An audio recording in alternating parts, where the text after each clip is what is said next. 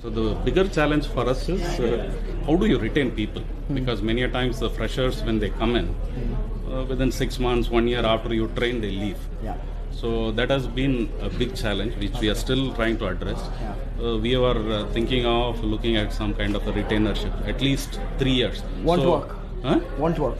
I don't know. So I'm just saving you time. Yeah. Okay. Fine. So that's why I was just trying to figure out how do we do this. So I want you to understand this.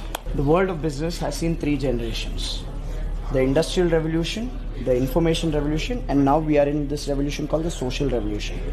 Industrial revolution, people took a job for survival. They wanted basic necessity of roti, kapda, makan. So they went in and they worked in a workplace, and they didn't leave that workplace even if the boss was abusive, and even if the boss would physically beat them up, people would not leave. That was the era of boss is always right. Yeah. Because opportunities were less. Yeah. That is pretty much the grandparents of today's workforce.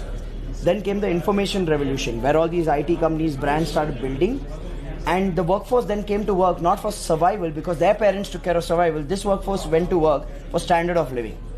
Basically get a good enough salary to pay the house EMI, the car EMI, children's education loan.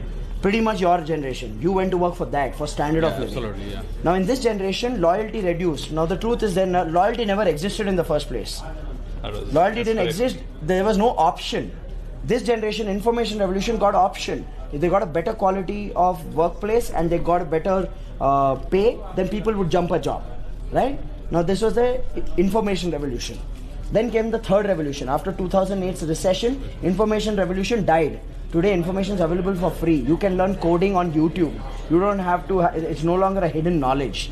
So you need to understand, now we live in a digital revolution or a social revolution where everything is social, which means today's workforce, they don't care about survival. Their grandparents took care of that. They don't care about standard of living. Their parents took care of that. Even the labor does not care about standard of living anymore, because even labor has Dish TV and Tata Sky in their house. So if you'll say, I'll cut your pay, or if you'll say, I'll bind you with a contract, they will say, thank you so much, I'm finding another job.